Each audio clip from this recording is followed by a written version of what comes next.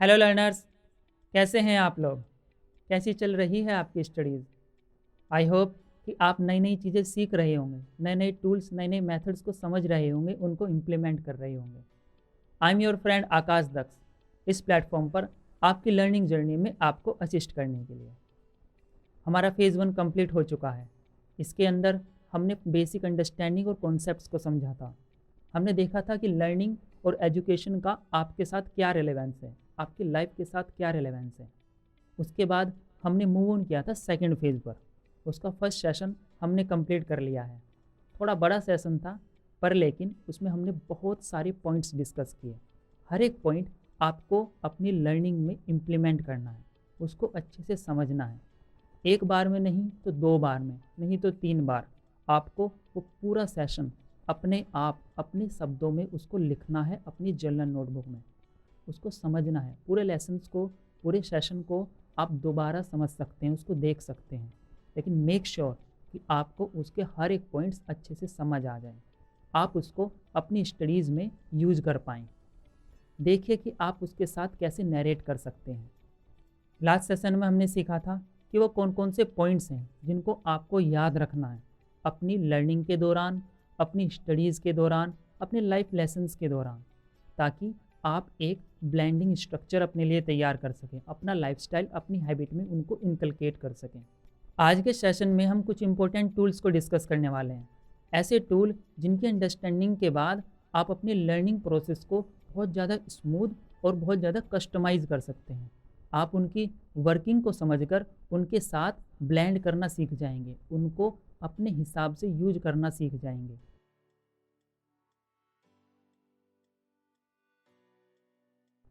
आज की लर्निंग्स के जो टूल्स हैं वो है मेमोरी एंड इंटेलिजेंस। मेमोरी और इंटेलिजेंस का डिफरेंस क्या है, वो इंडिविजुअली क्या है, उनका क्या इम्पैक्ट होता है, वो कैसे काम करते हैं, आप उनको कैसे यूज कर सकते हैं, और क्या उनको कस्टमाइज़ किया जा सकता है। इस तरह की चीज़ों को हम आज के सेशन में डिस्कस करेंगे। आई एम श्योर कि आपने मेमोरी और इंटेलिजेंस के बारे में कहीं ना कहीं कुछ ना कुछ सुना ज़रूर होगा। आप उसको अपनी वोकेबलरी में, अपनी भाषा में यूज भी करते होंगे।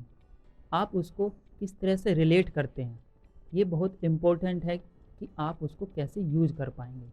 जब आपको ये समझ आएगा कि आप उसको कहाँ यूज करते हैं और कैसे यूज करते हैं, देन यू विल नो कि आप उसको सही से यूज कर भी पा रहे हैं या नहीं। तो उससे पहले ये समझना ज़रूरी है कि इनका मतलब क्या है। मेमोरी की बात करते हैं।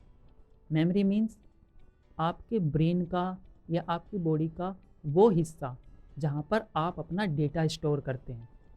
आपके जो 5 सेंसरी ऑर्गन्स हैं, उनके थ्रू जो डेटा आता है वो ब्रेन में कहाँ स्टोर होता है। वो फिज़िकल ऑर्गन आपकी बॉडी का, दैट इज़ मेमोरी। मेमोरी एक हिस्सा है जहाँ पर आप अपनी चीज़ें स्टोर कर कर रखते हैं। जैसे आप अपने कोई भी लेक्चर समझा, कोई भी चीज़ आपने देखी, हर वो चीज़ जो आप रिमाइंड कर सकते हैं वो आपकी मेमोरी में जाती है। यूँ तो मेमोरी आपके पूरे शरीर में होती है, लेकिन हम बेसिकली आज सिर्फ ब्रेन वाले पार्ट की बात करेंगे। हम समझेंगे कि मेमोरी कैसे काम करती है और आप उसके साथ कैसे डील करते हैं। मेमोरी के साथ 3 फंक्शंस इन्वॉल्व होते हैं। उसमें पहला फंक्शन है एनकोड करना। मीन्स कि आपने कुछ देखा, कुछ सुना या कुछ महसूस किया। जैसे ही आपने कुछ फील किया, आपने उसको एक्सपीरियंस किया। आपके एक्सपीरियंस को आपका ब्रेन स्टोर करता है मेमोरी पार्ट में। तो ये स्टोर करने की प्रोसेस में जो आपका डेटा आया, आपने उसको जो स्टोर किया, उसको बोलते हैं एनकोडिंग। दूसरा पार्ट होता है कंसोलिडेट करना। आपके पास इतनी सारी चीज़ें आती हैं इनपुट में। सपोज करो जैसे मैं आपसे बात कर रहा हूँ, तो आप अपनी आंखों से देख पा रहे हैं, मेरी आवाज़ सुन पा रहे हैं, अपने आसपास के एनवायरनमेंट को फील कर पा रहे हैं। तो इतने सारे डेटा को एक साथ आपका ब्रेन एनालाइज करता है और उसको स्टोर करता रहता है आपकी मेमोरी में। तो उस स्टोर करने की प्रोसेस में पहले आपका पास आया डेटा, उसको ब्रेन तक पहुंचाने के बाद वो मेमोरी की तरफ जाता है, दैट इज़ एनकोडिंग। उसको जब डेटा को उसके अंदर स्टोर किया जाता है, मेमोरी के अंदर रखा जाता है, उसको वहाँ पर स्टोर करके एक पर्टिकुलर सेट में रखा जाता है, तो वो होता है कंसोलिडेशन। और तीसरा पार्ट आता है जहाँ पर आपको अपनी मेमोरी का रियलाइजेशन होता है, that is retrieving part. Means कि जब आप कुछ याद करने की कोशिश कर रहे होते हैं, जब आप अपने ब्रेन से, अपनी मेमोरी से कुछ चीज़ बाहर निकाल कर उसके ऊपर एनालिसिस करते हैं। लेट्स से कि आपने कोई बर्ड देखी थी, लेकिन जब आप ये सोचते हैं कि मैंने कोई बर्ड देखी थी, वो ऐसी दिखती थी, ऐसे बोलती थी, उस वक्त के पार्ट को बोलते हैं रिट्रीवल। तो आपको ये समझना है कि जब आप कुछ भी बोलते हैं, कुछ भी सुनते हैं, तो वो जाकर मेमोरी में स्टोर होता है। उसके बाद जब आप उसके बारे में सोचकर वापस उसको ट्रांसमिट करते हैं, तो होता है उसका रिट्रीवल। तो आपको समझना है कि आपकी मेमोरी कैसे काम करती है। आपकी मेमोरी में जो दो इम्पोर्टेंट हिस्से हैं, पहला एनकोड करना और दूसरा रिट्रीवल करना, यहीं पर आपको सबसे ज़्यादा काम करना है, क्योंकि कंसोलिडेशन वाला पार्ट फिक्स होता है।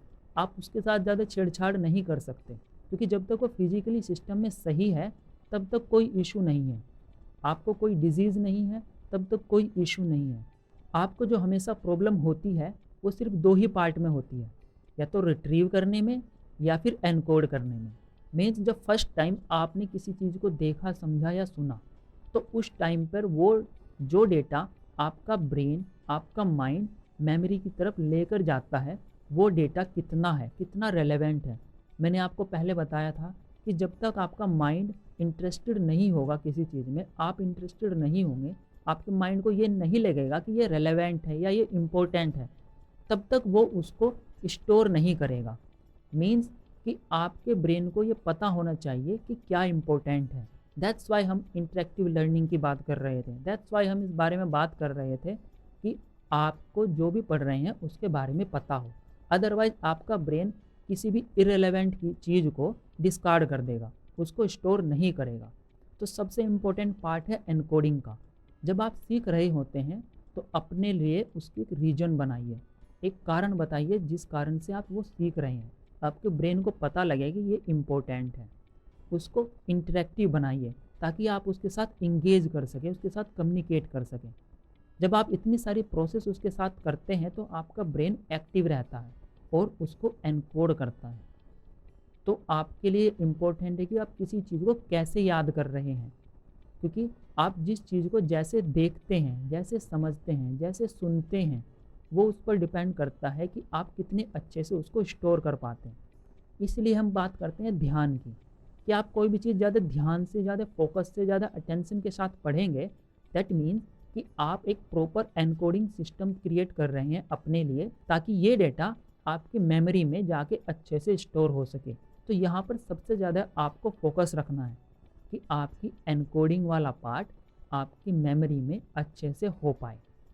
इसी के लिए हम बहुत सारे टूल्स भी डिस्कस करेंगे और हमने काफ़ी सारे पॉइंट्स अभी तक डिस्कस कर भी लिए हैं, जैसे लास्ट सेशन में किए थे, या फिर फेज़ 1 में भी बेसिक अंडरस्टैंडिंग उनकी बनाई थी। ऑलराइट, तो अब चलते हैं इसके थर्ड पार्ट पर, क्योंकि सेकंड था कंसोलिडेशन। उसके लिए आपको ज़्यादा कुछ नहीं करना, आपका ब्रेन मच कैपेबल है उन सब चीज़ों को हैंडल करने के लिए। तीसरा पार्ट आता है जहाँ पर आप एफर्ट लगाते हैं उसको याद करने के लिए, उसको वापस से रिट्रीव करने के लिए। आपने कोई चीज़ अगर अच्छे से याद की थी, अच्छे सिस्टम के साथ उसको एनकोड किया था, तो आप रिट्रीव भी आसानी से कर पाएंगे। लेकिन रिट्रीव करने के भी और मेथड्स हैं, जैसे आपको रिवीजन करते रहना होता है। मीन्स कि आपका कोई डेटा आपने ब्रेन में फीड कर लिया, आपकी मेमोरी में आ गया, अब उसके साथ फिर से कुछ कनेक्शंस बनाते रहना ज़रूरी है। क्योंकि अगर आपने कोई चीज़ बहुत पहले देखी थी, उसके बाद आपने दोबारा उसको कभी देखा नहीं, कभी सुना नहीं, तो जितने भी जो कनेक्शन बने थे एनकोडिंग के टाइम पे, वो वीक हो जाएंगे, उनके पास एनर्जी जाती नहीं रहेगी, उनके ऊपर कोई थॉट प्रोसेस नहीं होगी।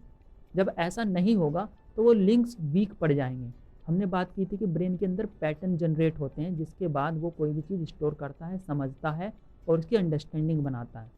अगर आपके वो पैटर्न वीक हो जाएंगे तो आपको रिट्रीव करने में, वापस से याद करने में कि वो चीज़ क्या थी और कैसे काम करती थी, तो आपको बड़ी परेशानी होगी। इसलिए आपको उनके साथ बीच बीच में कनेक्शंस बनाते रहना ज़रूरी है। इसलिए हम बात करते हैं रिवीजन की। आपने कोई चैप्टर पढ़ा, कोई क्लास अटेंड की, कोई चीज़ देखी, कुछ टाइम बाद आप उसको वापस से रिपीट करते हैं। जब आप उसको वापस से रिवीजन करते हैं तो आपकी उतनी एनर्जी नहीं जाती, क्योंकि पैटर्न पहले ही बना हुआ है आपके ब्रेन में। वो डेटा पहले आपके ब्रेन में है, आपके मेमोरी में है, लेकिन आप उस पैटर्न को बहुत स्ट्रॉन्ग बनाते हैं, उसको आसान बनाते हैं आपके माइंड के लिए, ताकि नेक्स्ट टाइम जब आप उस डेटा को रिट्रीव करें अपने माइंड से, अपनी मेमोरी से, तो वो उन पैटर्न को फॉलो करते हुए आपके पास, आपके सामने आ जाए और आप उसको समझ सकें वापस से कि आपने क्या देखा था, क्या सीखा था। तो इसलिए ज़रूरी है कि आप फोकस करें थोड़ा रिट्रीवल मेथड्स के लिए भी। इसमें एक रिवीजन एक इम्पोर्टेंट हिस्सा है, दूसरा एक थिंकिंग डेवलप करते रहना भी एक हिस्सा है, मीन्स क्रिटिकल थिंकिंग। आप जितने तरह से अपने ब्रेन को सीखना सिखाएंगे, वो उतने नए नए पैटर्न जनरेट करेगा और आपकी ये प्रोसेस को आसान और स्मूथ बनाएगा। और दूसरी चीज़ है, आप नई नई चीज़ें सीखते रहें, नए नए अलग जगह कनेक्ट करते रहें। सपोज करें आपने मैथ्स में कुछ सीखा था, तो उसको जब आप रियल लाइफ में इम्प्लीमेंट करते हैं, या फिर आपने कोई साइंस का टॉपिक पढ़ा था, उसको जब आप रियल लाइफ में देखते हैं, समझते हैं, तो वो मेमोरी वापस से स्ट्रॉन्ग होती है, उसका पैटर्न वापस से स्ट्रॉन्ग बनता है, वो लिंक स्ट्रॉन्ग हो जाता है, वो कनेक्शंस स्ट्रॉन्ग हो जाते हैं। तो फिर आप जब मेमोरी से उसको रिट्रीव करते हैं, तो वो आसानी से होने लगता है। हमने एजुकेशन का मतलब भी यही समझा था कि जब आप कोई चीज़ सोचने लगते हैं, आपकी एजुकेशन आपको सोचना सिखाती है। इसका मतलब यही हुआ कि आपने जो डेटा फीड किया, जो डेटा एनकोड किया अपनी मेमोरी में, उसके साथ एनालिसिस करिए, उसको वापस से च्यू करिए, उसको वापस से समझिए, उसके साथ एनर्जी लगाइए, उसके पास उसके ऊपर थॉट प्रोसेस लगाइए। ये वो सारे मेथड है जिसके बाद आपका ब्रेन उस मेमोरी को, उस अंडरस्टैंडिंग को एक तो स्मूथ करता है, बहुत फाइन करता है, बहुत ज़्यादा क्लियर करता है, और साथ में उसके पैटर्न भी क्लियर कर देता है। आपके पैटर्न स्ट्रॉन्ग हो जाएंगे आपके माइंड में, तो ये आपके रिट्रीवल को आसान कर देगा। आप कुछ ऐसी चीज़ें जो अपनी डेली लाइफ में रेगुलर करते हैं, उसके पैटर्न इतने स्मूथ हो गए हैं कि अब आपको उनके बारे में सोचना नहीं पड़ता और वो आपकी हैबिट बन जाते हैं। जैसे अब आपको मान लीजिए ब्रश करना है, तो आपको ये सोचना पड़ता है कि कौन से दांत पर कैसे ब्रश करना है, पहले किस साइड में करना है, कितनी देर तक करना है। आप उसको इतनी बार कर चुके हैं, इतने अच्छे से कर चुके हैं, अब आपके माइंड में, ब्रेन में वो पैटर्न बन चुका है कि आपको उसको कैसे करना है। आप उसके बारे में सोचते नहीं हैं।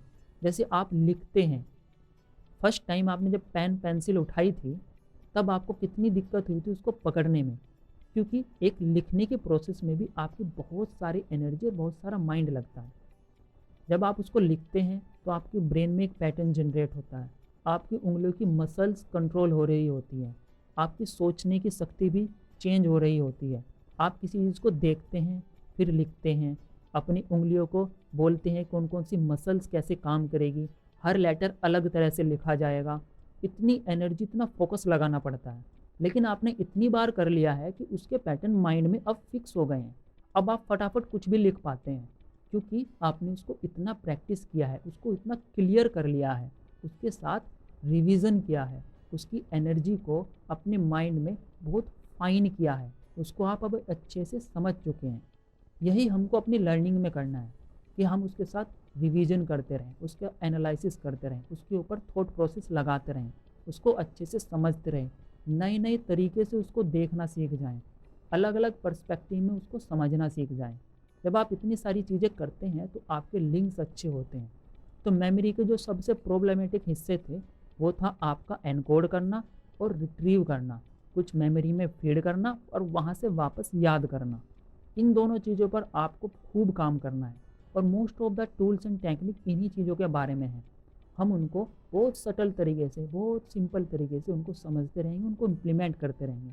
आपको इन सब चीज़ों को अपनी हैबिट और अपने लाइफस्टाइल में लेके आना है। जब आप ऐसा करने लगेंगे तो ये आपके लिए बहुत स्मूथ हो जाएगा। एक और चीज़ जो आप अपनी मेमोरी के साथ कर सकते हैं, वो है इन्वॉल्वमेंट में रहना। आप किसी भी टास्क के साथ जितना ज़्यादा इन्वॉल्व रहते हैं, उसके अंदर जितना अपने आप को इन्वेस्ट करते हैं, वो आपके मेमोरी में उतने अच्छे से एनकोड हो जाता है। और आप उसके साथ जब एनालिसिस करते रहते हैं, अपने आप को इन्वॉल्व करके रखते हैं, तो उसको रिट्रीव करना भी आसान होता है।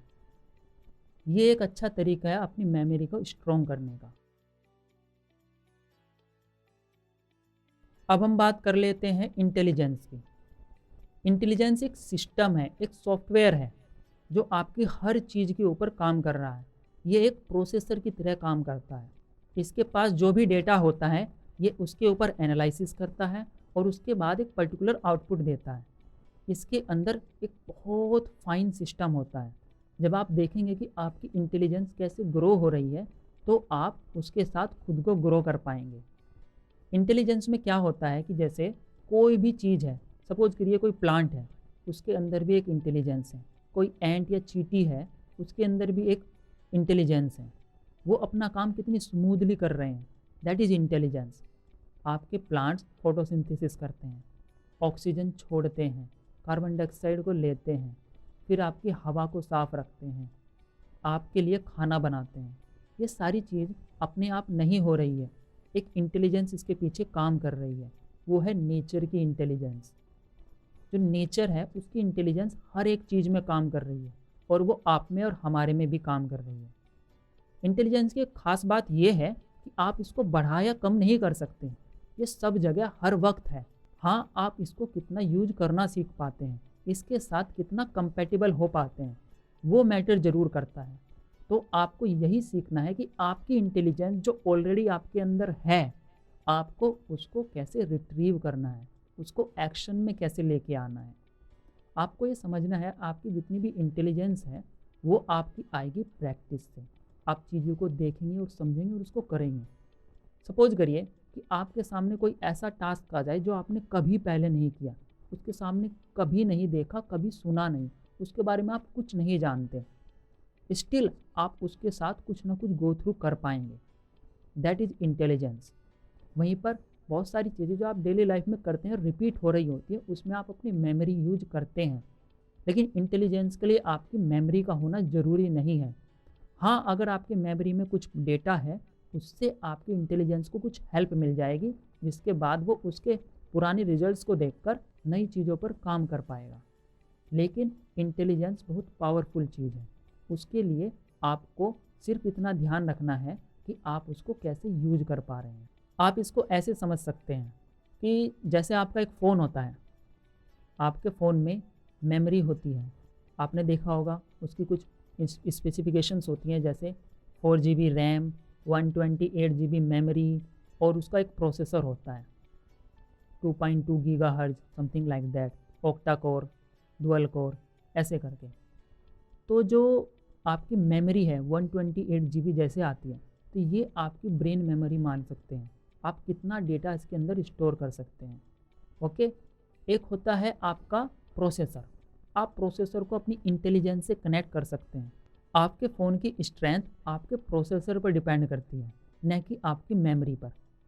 मेमोरी में आप जितना डेटा डाल सकते हैं डाल सकते हैं। आपके पास एक्स्ट्रा मेमोरी कार्ड लगाने का फीचर आता है ना, मीन्स आप अपनी मेमोरी में और डेटा तो फीड कर सकते हैं। लेकिन आपके पास जो प्रोसेसर है मोबाइल में, उसी तरह जो आपके अंदर प्रोसेसर है, आपकी इंटेलिजेंस जो है, आपको उसको यूज करते हुए आपके सामने कितना भी डेटा आप उसके साथ एनालिसिस कर सकते हैं। तो जो चीज़ ये एनालिसिस करती है, जो चीज़ आपको सोचना सिखाती है, जो चीज़ आपके अंदर मैं बन के बैठी है, आपको ये समझाती है कि आप क्या हैं और आपको कैसे कोई चीज़ करनी है, वो होती है आपकी इंटेलिजेंस। आपको बस अपनी इंटेलिजेंस को समझना है, वो वहीं पर है, इट इज़ ऑलरेडी देयर। आपको देखना है जैसे फ़ोन के अंदर आपका जो प्रोसेसर होता है वो एक तरह की ऐप भी यूज़ कर सकता है, दूसरे तरह की ऐप भी यूज़ कर सकता है, मल्टीपल ऐप्स एक साथ यूज़ कर सकता है।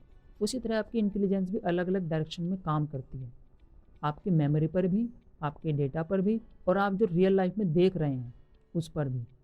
तो आपकी इंटेलिजेंस है, बस आपको उसको निखारना है, उसको समझना है कि वो कैसे काम करती है।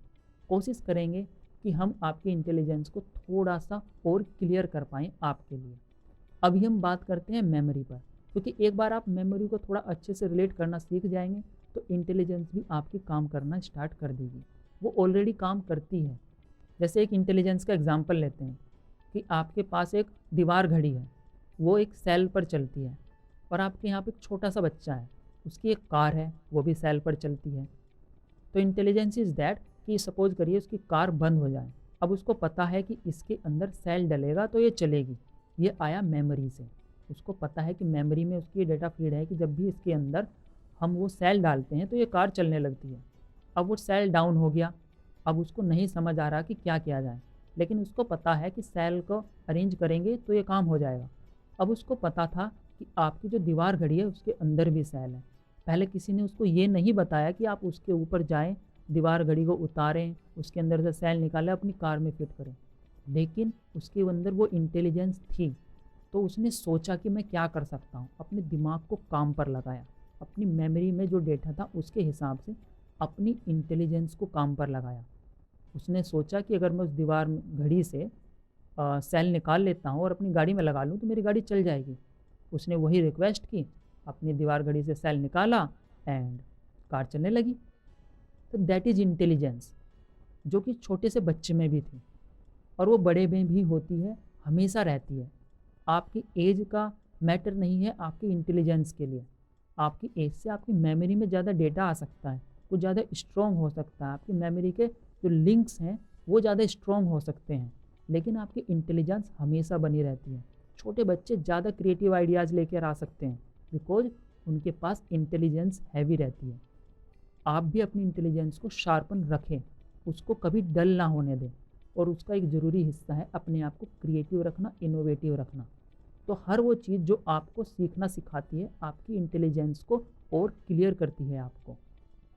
ओके, तो आई गैस कि अब हम मेमोरी पर और अच्छे से बात कर सकते हैं ताकि आपकी इंटेलिजेंस उस मेमोरी पर काम कर पाए।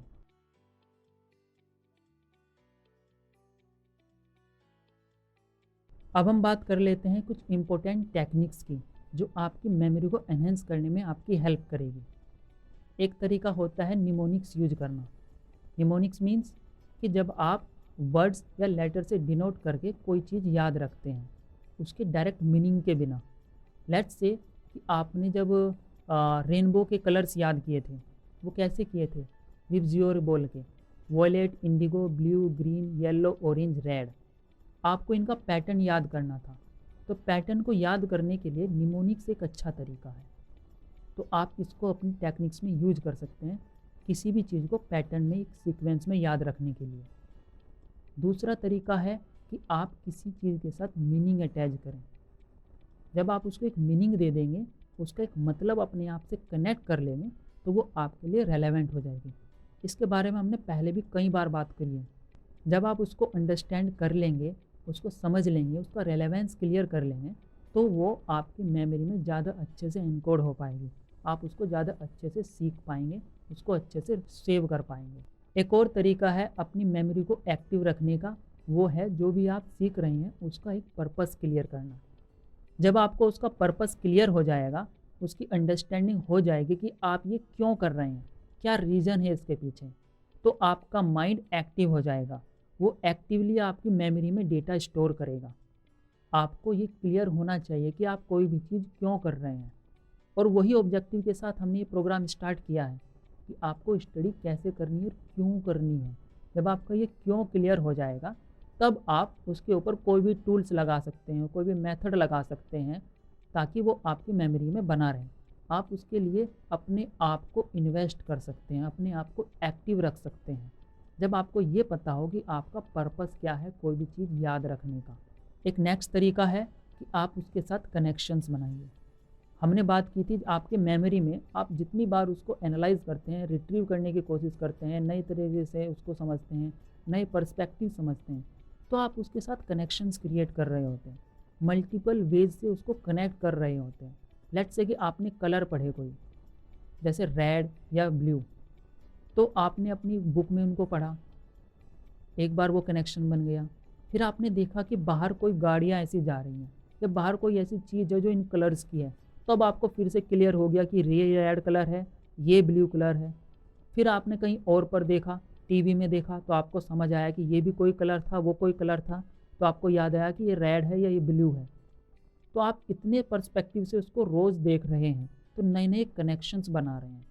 तो उसके साथ अलग अलग जगह से, अलग अलग डायमेंशन से, अलग अलग डोमेन से उसके साथ कनेक्शन बनाइए, जिस मेमोरी को आप स्टोर करना चाहते हैं, जिसको समझना चाहते हैं।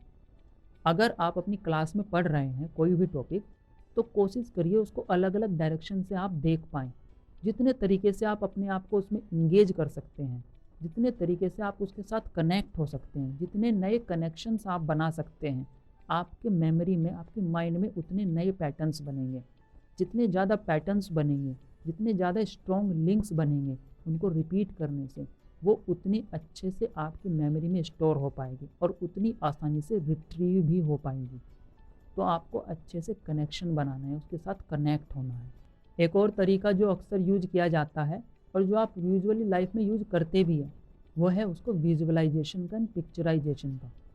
मीन्स कि आपने कोई कहानी पढ़ी बुक से, आपको वो इतने दिनों तक याद नहीं रहेगी, लेकिन आपने कोई मूवी देखी, आपने कोई गाना सुना, वो आपको ज़्यादा दिन तक याद कैसे रह पाता है, और वो भी क्लियरली। इसका एक कारण है कि आपका जो ब्रेन है, आपका जो माइंड काम करता है, वो पिक्चर की फॉर्म में ही करता है, फोटोग्राफिक फॉर्म में ही करता है। जैसे आपने 1 2 3 ABCD पढ़े थे, वो कोई लेटर स्टोर नहीं हुए थे आपके माइंड में, वो फिगर्स स्टोर हुई थी। 1 की फिगर, 2 की फिगर, 3 की फिगर। तो आपका ब्रेन फिगर की फॉर्म में याद रखता है, तो उसी फॉर्म में अगर उसको डेटा मिलेगा तो वो उसको ज़्यादा अच्छे से एनकोड कर उसको सेव कर पाएगा। आप उस चीज़ को ज़्यादा अच्छे से याद कर पाते हैं जो आपने विजुअलाइज़ की है, जिसको आपने पिक्चर फॉर्म में क्रिएट किया है।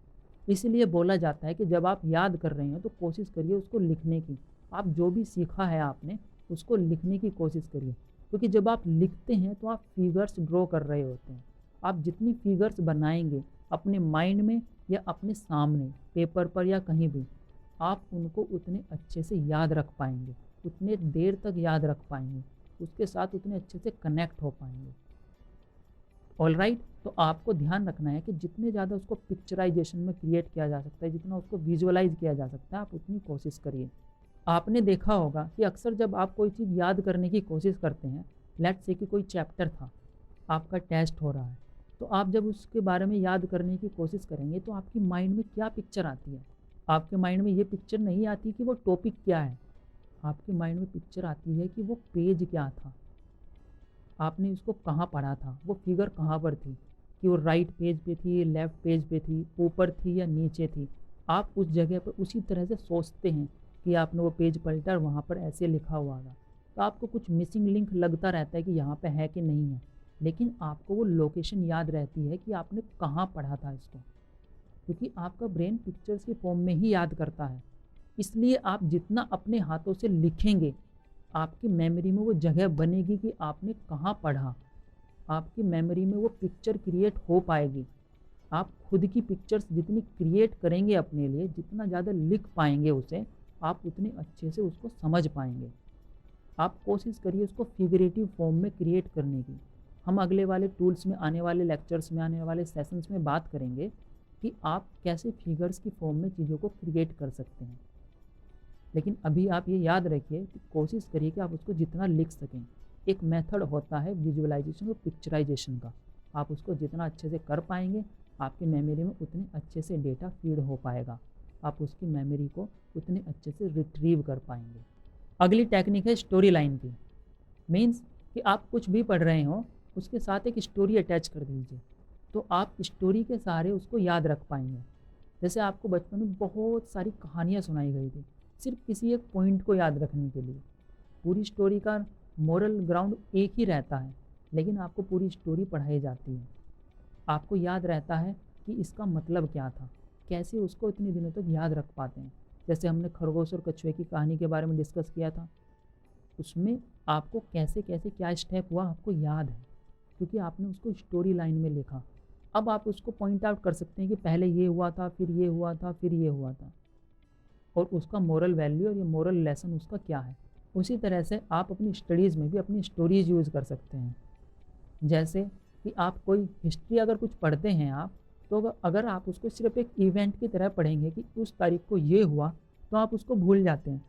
लेकिन जब आप ये सोचेंगे कि वो कैसे कैसे हुआ, पहले ये हुआ, उसके बाद ये हुआ, उन्होंने ऐसा इसलिए किया, ये लिंक्स क्रिएट करेंगे, क्या, क्यों, कब और कैसे वाले लिंक्स एक स्टोरी से, वो एक पूरा थीम बनेगा।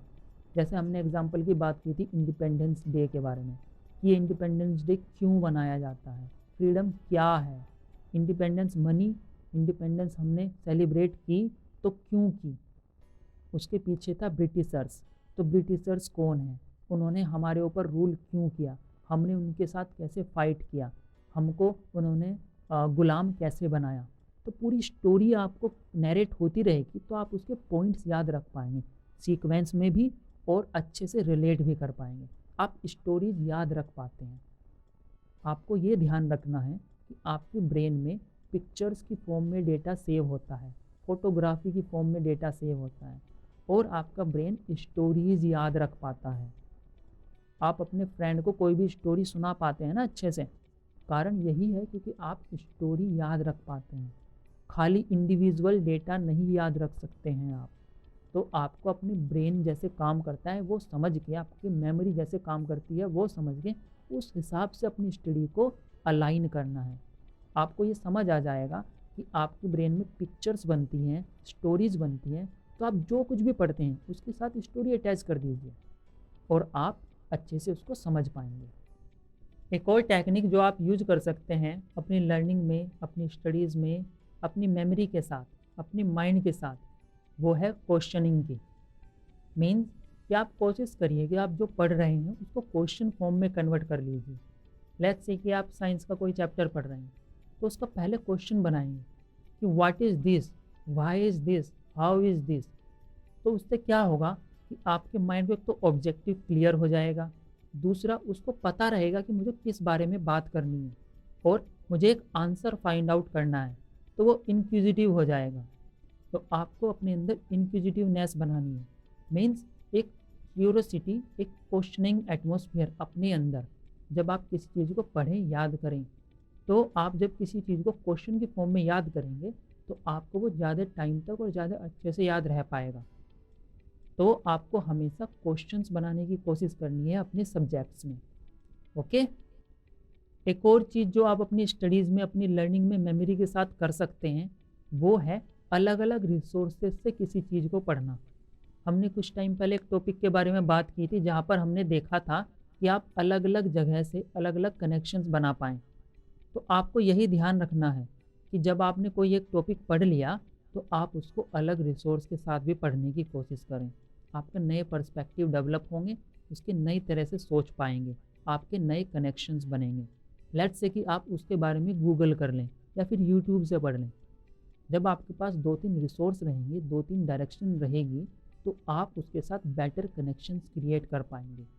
तो आप एक तरीका ये भी यूज कर सकते हैं अलग अलग कनेक्शंस बनाने के लिए, अलग अलग डायरेक्शन से पढ़ने का। आप अपनी प्रॉब्लम को, अपने क्वेश्चन को, अपनी स्टडी को, अपनी लर्निंग के किसी भी टॉपिक को एक प्रैक्टिकल प्रॉब्लम बनाइए। देखिए कि उसका रियल लाइफ में क्या रेलेवेंस है। एक प्रॉब्लम में अगर उसको देखेंगे तो आपका माइंड ऑटोमेटिकली उसके सॉल्यूशंस के लिए प्रोसीड करेगा। जब आप उसको एक प्रैक्टिकल प्रॉब्लम बना लेंगे तो एक प्रैक्टिकल सॉल्यूशन भी आएगा।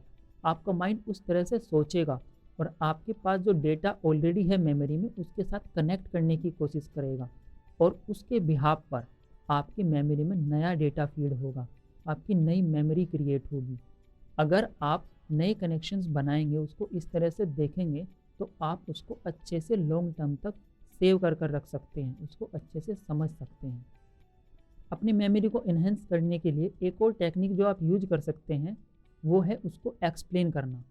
हमने इसके बारे में पहले भी बात की थी कि अगर आप किसी को कोई चीज़ एक्सप्लेन करते हैं, उसको समझाने की कोशिश करते हैं जिसको इसके बारे में नहीं पता, या फिर रिकॉर्ड कर कर उसको खुद को देखते हैं, तो आप उसके साथ अच्छे से कनेक्ट हो पाते हैं, उसको अच्छे से समझ पाते हैं। तो कोशिश करिए कि आप उसके साथ एक्सप्लेनेशन का एक फॉर्मेट यूज कर पाएँ। किसी को एक्सप्लेन करने की उसको कोशिश करिए और आप उसको ज़्यादा अच्छे तक समझ पाएंगे, अच्छे तरह से उसको अपनी मेमोरी में स्टोर कर पाएंगे। किसी भी टॉपिक को समझने के लिए या उसको किसी को समझाने के लिए कोशिश करिए वर्ड से अलग नॉन वर्बल कम्युनिकेशन भी यूज कर पाएँ। लेट्स से कि जेस्चर्स, सपोज करिए जैसे मैं आपको बताने की कोई कोशिश करता हूँ तो अपने हैंड्स के जेस्चर्स यूज करता हूँ, अपने आइज़ के जेस्चर्स यूज करता हूँ, अपने हाथों के या पूरी बॉडी के जेस्चर्स जिस तरह से यूज मैं आपके सामने करता हूँ वो आपको एक प्रॉपर पिक्चर क्रिएट करने में आपकी हेल्प करती है। तो आप ये अपनी स्टडीज़ के साथ, अपनी लर्निंग के साथ या किसी को समझाने के लिए भी इस तरह प्रयोग कर सकते हैं। इससे आपकी अंडरस्टैंडिंग और ज़्यादा एनहेंस हो पाएगी, आपकी मेमोरी में अच्छे कनेक्शंस बन पाएंगे। नेक्स्ट पॉइंट जो कि एक बहुत ज़्यादा इम्पोर्टेंट पॉइंट है आपकी मेमोरी को एनहेंस करने का, उसके साथ कनेक्शंस को मजबूत करने का, वो है रिवीजन। आपने जो भी पढ़ा उसको रिवाइज करिए एक पर्टिकुलर टाइम के बाद। लेट्स से कि आज आपने कोई चैप्टर पढ़ा, आप स्कूल से आने के बाद या जहाँ से भी आपने पढ़ा है उसके बाद आप उसको वापस एक बार रिवाइज करिए, अपने आप से उसको समझिए, तो आपके कनेक्शंस और अंडरस्टैंडिंग बेटर होगी।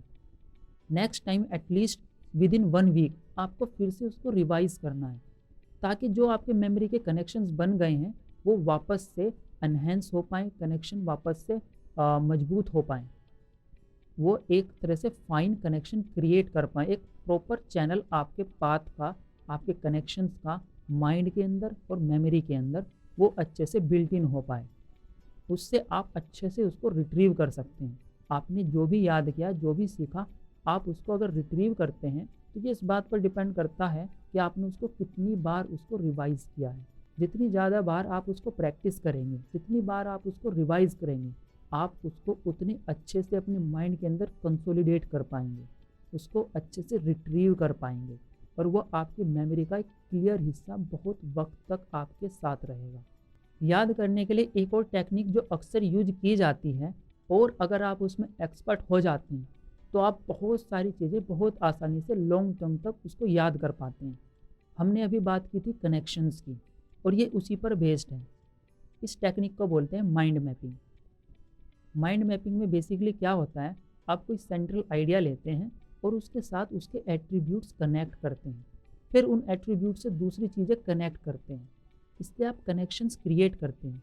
हमने बात की थी आपकी मेमोरी, आपका माइंड पिक्चर्स के फॉर्म में, फ़ोटो की फॉर्म में काम करता है, उसको स्टोर करता है। आपका माइंड, आपकी मेमोरी स्टोरीज़ को याद रखता है, उनके कनेक्शंस को समझता है।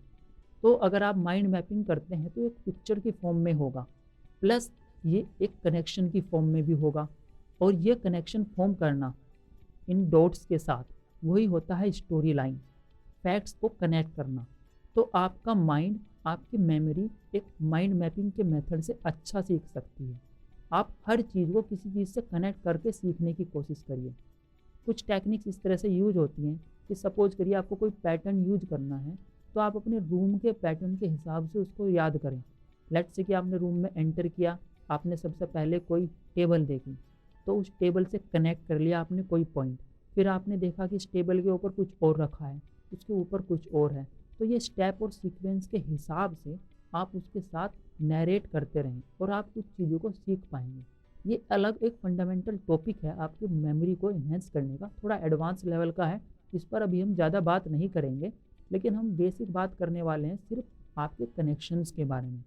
आपको अपने आप भी कुछ ना कुछ सर्च आउट करते रहना है जो आपकी मेमोरी के कनेक्शंस में, आपके रिट्रीवल मेथड में, आपके एनकोडिंग मेथड में आपकी मेमोरी को स्ट्रॉन्ग करने में हेल्प कर सके। यूजुअली हम अपनी स्टडीज़ के दौरान पढ़ने पर खूब ध्यान देते हैं, उसको रटने की बहुत कोशिश करते हैं, लेकिन उसके साथ कनेक्शंस बनाते नहीं हैं, क्योंकि हम अपनी मेमोरी को नहीं समझते हैं। आज का सेशन डिवोटेड इसी कारण के लिए है कि आप वो कनेक्शन समझ पाएँ, आप समझ पाएँ कि आपकी मेमोरी कैसे काम करती है। जब आपको एक बार ये समझ आ जाएगा कि आपकी मेमोरी में किस तरह चीज़ें स्टोर होती हैं, किस तरह से रिट्रीव होती हैं, किस किस तरह से मेमोरी काम करती है, तब आप उसके साथ अच्छे से नैरेट कर पाएंगे, उसको अपने लिए यूज कर पाएंगे। आई होप कि इतने सारे जो हमने पॉइंट्स डिस्कस किए हैं वो आपको हेल्प करेंगे। नेक्स्ट टाइम अगर आपको कुछ भी याद करना है तो आपको ये समझ आएगा कि आप जो भी प्रोसेस फॉलो कर रहे हैं उसका क्या कारण है, क्यों आप रिविजन्स करते हैं, क्यों आप प्रैक्टिस करते हैं, क्यों उसको नए नए मेथड से, नए नए टूल से, उसको नए नए पर्सपेक्टिव से देखते हैं, क्यों आपको इतने एफर्ट्स लगते हैं। क्योंकि कोई भी चीज़ अगर आप स्टोर करेंगे तो उसका वन टाइम का कनेक्शन इतना स्ट्रॉन्ग नहीं होता कि आप उसको लॉन्ग टर्म तक सस्टेन कर पाएँ। दैट्स वाई इतनी बार उसको अच्छे से समझना पड़ता है, रिपीट करना पड़ता है। आपको जो भी स्ट्रगल होती है पढ़ने में, नई चीज़ सीखने में, उस स्ट्रगल का मतलब यही है कि आपके ब्रेन में, आपके मेमोरी के साथ जो कनेक्शन क्रिएट हो रहे हैं उसमें स्ट्रगल हो रही है। क्योंकि नए टाइम में फर्स्ट टाइम कोई कनेक्शन बनेंगे तो पूरा पाथ क्रिएट करना पड़ेगा, तो वो पूरा पाथ क्रिएट हो सके इसलिए ही उतना स्ट्रगल होता है। मेमोरी इन्हेंस करने की एक और टेक्निक है स्पेसिंग इफ़ेक्ट की। अभी हमने जैसे बात की थी कुछ टाइम बाद आपको रिवीजन करना है, तो आपको अपनी लर्निंग की प्रोसेस इस तरह से डिज़ाइन करनी है कि आप उसको रिवीजन रेगुलरली करते रहें। एक और इम्पोर्टेंट बात है कि आप उसको जब भी पीछे मुड़कर देखें, उसको रिवाइज करने की कोशिश करें, उसको समझने की कोशिश करें, तो उसको रिकॉल करें, न कि सिर्फ रिकॉग्नाइज। एक एग्जांपल से समझते हैं। लेट्स से कि आप कोई चैप्टर पढ़ रहे हैं, उसके छोटे छोटे टॉपिक हर बार पढ़े। आज आपने क्लास में एक टॉपिक किया, अगले दिन फिर नेक्स्ट टॉपिक किया, फिर नेक्स्ट टॉपिक किया। ये पूरा चैप्टर उस तरह से नैरेटेड है। तो अगली बार जब आप क्लास में जाएं, उसे स्टार्ट करें, तो मेक श्योर कि पिछले टॉपिक के साथ जो आपने अब तक पढ़ चुके हैं उसको रिकॉल करें। रिकॉल करने का मतलब है कि आप उसको अच्छे से समझें कि ये पॉइंट क्या था, उसका वर्ड से नहीं, उसके मीनिंग में उसको एक्सपीरियंस करिए, उसको फील करने की कोशिश करिए। अपने माइंड में वो पूरी नरेशन लाइए, वो कनेक्शंस बनाइए जो आपने क्रिएट किए थे। अदरवाइज आपने अगर सिंपली रिकॉग्नाइज किया, लेट्स से कि कोई चैप्टर पढ़ रहे थे आप प्लांट्स के बारे में, वो फोटोसिंथेसिस प्रोसेस ले लेते हैं। आपने देखा कि हमने कल फोटोसिंथेसिस प्रोसेस पढ़ी थी, आपके दिमाग ने रिकॉग्नाइज किया कि फोटोसिंथेसिस थी, और देखा कि हाँ इसके अंदर सनलाइट होती है और ये होता है, बस आगे बढ़ गए। ये रिकॉल करना नहीं हुआ, ये याद करना नहीं हुआ। अगली बार जब नेक्स्ट सेशन आपका स्टार्ट हो अपनी क्लास का, तो आप देखिए कि जो आपने लास्ट सेशन में सीखा था, लास्ट चैप्टर में लास्ट पॉइंट के बारे में सीखा था, उसको रिकॉल करें। हर क्लास को स्टार्ट करने से पहले जो लास्ट में आपने किया था उसको रिकॉल करें। रिकॉल करने में थोड़ा सा वक्त लगेगा, लेकिन वो एक्टिव रहेगा। रिकॉग्नाइजेशन एक पैसिव प्रोसेस है, मतलब आपने अपने ब्रेन को एक्टिवेशन में लगाया ही नहीं। रिकॉल में क्या होगा कि आपने जो भी पॉइंट समझा उसको पहले पूरा अच्छे से याद करने की कोशिश करी। जैसे फोटोसिंथेसिस में आपने याद किया कि एक फोटोसिंथेसिस प्रोसेस थी, उसके अंदर सनलाइट थी, क्लोरोफिल था, वाटर था, ये कैसे कैसे एक्सप्लेनेशन होगी, कैसे उनकी रिएक्शन होगी, फिर उसके बाद क्या बनेगा, फिर कैसे फूड आएगा। आपने एक स्टोरी लाइन को याद किया, हर पॉइंट को रिकॉग्नाइज करते हुए, न कि सिर्फ उन पॉइंट्स को देखा ऊपर से निकल गया। आपको अगर वो पूरी स्टोरी याद आ रही है, every single step in sequence, that is called recalling. आपका माइंड फोटोग्राफी और स्टोरी लाइन के लिए ही काम करता है, उसी तरह से ये काम करता है। तो आपको देखना है कि जब आप रिकॉल कर रहे हो तो आप उस स्टोरी को याद करें, उन पिक्चर्स को याद करें। पिक्चर्स मतलब कि वो पॉइंट्स जो उसके अंदर थे, जिन पिलर से ये बना है, जिन डॉट्स, जिन कनेक्शन से ये बना है। तो नेक्स्ट टाइम आप जब कुछ भी याद करें, तो उससे जो पहले का आपने अब तक सीख लिया है उसको रिकॉल ज़रूर करें। रिकॉल करने से एक चीज़ ये होगी कि आपने जो कुछ याद किया था उसके कनेक्शंस बन जाएंगे और स्ट्रॉन्ग हो जाएंगे, आपकी मेमोरी में रिट्रीविंग में आसानी होगी और आपको वो याद भी हो जाएगा बहुत आसान तरीके से। अदरवाइज लास्ट में बहुत ज़्यादा एफर्ट्स लगते हैं पूरा जीरो से स्टार्ट करने के लिए। दूसरी एक चीज़ होगी कि आप जो आज याद करने वाले हैं उसके कनेक्शंस भी पहले ही बन जाएंगे पिछले कनेक्शन से।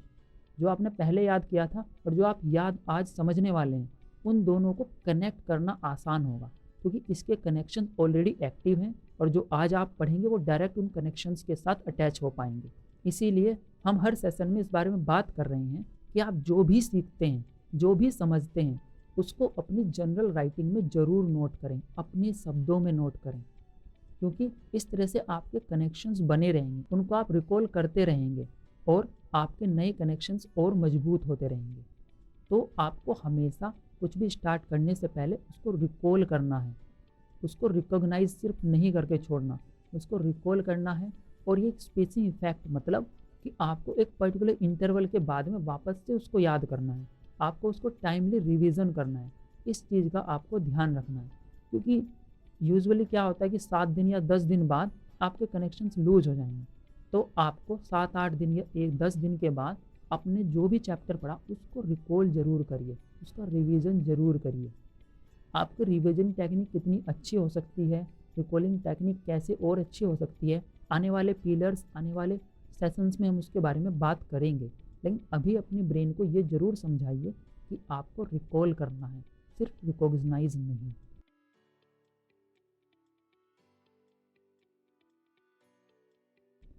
अपनी मेमोरीज टेक्निक्स को, अपनी लर्निंग को, उस प्रोसेस को अपने लाइफस्टाइल का हिस्सा बनाने के लिए आपको हैबिट्स क्रिएट करनी पड़ेगी। हैबिट्स मतलब वो चीज़ जो आप रिपीट कर रहे हों और उसके ऊपर अपनी ज़्यादा एनर्जी लगा भी नहीं रहे हों, दैट इज़ हैबिट, जिसका एक पर्टिकुलर टाइम होता है, पर्टिकुलर लोकेशन होती है जब आप उसको परफॉर्म करते हैं। हैबिट के लिए आपको क्या करना है कि आपके पास सबसे पहले आपका पर्पस क्लियर हो, अपना गोल क्लियर हो कि आप किस बारे में कोई चीज़ कर रहे हैं। लेट्स से आप सुबह उठते हैं तो ब्रश करते हैं, स्नान करते हैं और अपनी चाहे आप योगा करते हैं, एक्सरसाइज कुछ करते हैं, तो आपकी हैबिट का हिस्सा है। आपको ये क्लियर है कि सुबह के वक्त ये ऐसे ऐसे करना है, आपका टारगेट क्लियर है कि आपको ये सुबह करना है और इतने टाइम फ्रेम के अंदर करना है। दैट्स वाई वो हैबिट क्रिएट हो पाए। तो आपको पहले ये क्लियर करना है कि आपकी हैबिट का बेस क्या होगा, क्यों वो हैबिट क्रिएट की जा रही है, क्या उसका पर्पस है। Second important part of habit is कि उसका एनालिसिस करना। एवरी वीक एटलीस्ट एक बार आपको ये देखना है कि आप जो हैबिट फॉलो कर रहे हैं अपने लाइफस्टाइल में, अपनी लर्निंग के लिए, क्या वो आपके गोल से अभी भी कनेक्टेड है, उसी डायरेक्शन में है। क्योंकि कई बार आपकी हैबिट डेविएट हो जाती है या फिर वो उतनी रेलेवेंट नहीं रह पाती जितनी उसकी ज़रूरत है। तो आपको देखना है कि आपकी जो भी हैबिट है, जो भी प्रोसेस है, क्या वो आपकी एक डायरेक्शन में जा रही है। तो एवरी वीक एक बार, लेट्स से कि संडे में, आपको देखना है आप जितनी भी प्रोसेस फॉलो कर रहे हैं, जो भी चीज़ें आप कर रहे हैं, जो भी टेक्निक्स आप यूज कर रहे हैं, क्या वो सही डायरेक्शन में जा रही है। क्योंकि अगर वो डेविएट हो गई तो फाइनल रिजल्ट्स बहुत ज़्यादा डेविएट हो जाएंगे। आपकी हैबिट आपकी मेमोरी, आपके माइंड में कनेक्शंस को मजबूत बनाती है। तो उन मजबूत कनेक्शन का ये भी ज़रूरी है कि वो सही डायरेक्शन में सही कारण के लिए मजबूत हों, न कि गलत डायरेक्शन में गलत मजबूत डायरेक्शन बन जाएगी तो क्या होगा, आप अपने टारगेट से डेविएट हो जाएंगे। और थर्ड इम्पोर्टेंट पार्ट है आपकी हैबिट का, उसमें इम्प्रूवमेंट करना। आप देखिए कि उसमें क्या चेंज की आवश्यकता है, आपके गोल्स, आपके ऑब्जेक्टिव के हिसाब से उसको चेंज करना। आपकी हैबिट ये डिसाइड करती है कि आपकी क्वालिटी ऑफ ग्रोथ कितनी होगी। आपको अपनी हैबिट्स इस तरह से डिज़ाइन करनी है कि जो आपका ऑब्जेक्टिव है वो क्लियर हो पाए, वो भी इफ़िशिएंटली। हैबिट्स बनाना बहुत इंपॉर्टेंट पार्ट है। आपकी हैबिट आपके मेमोरी के कनेक्शंस को स्ट्रॉन्ग कर देती है, वो इसको स्मूथ कर देती है। जब आप उसको अपनी हैबिट में लेके आते हैं तो कोई भी चीज़ आपके लिए एक बहुत टाइम सेविंग काम करती है। आपका टाइम सेव होने लगता है, आपकी एनर्जी सेव होने लगती है। बस ध्यान रखना है क्योंकि हैबिट एक थोड़ी पैसिव एक्टिविटी है, मीन्स कि आप इसमें एक्टिवली पार्टिसिपेट नहीं करते। तो आपको इस बात का हमेशा चेक रखना है कि आप वो सेम डायरेक्शन या सही डायरेक्शन में जा रही है जिसके लिए ये डेडिकेटेड है। आपके लिए आपकी मेमोरी में एक इम्पोर्टेंट पार्ट हैबिट हमेशा बनी रहेगी। तो आपको ध्यान रखना है कि आप जो भी हैबिट फॉर्म किए, जो भी हैबिट फॉर्म करते हैं, वो आपके गोल्स के हिसाब से हो, उनको इफ़ेक्टिवली और कॉन्शियसली चूज करें।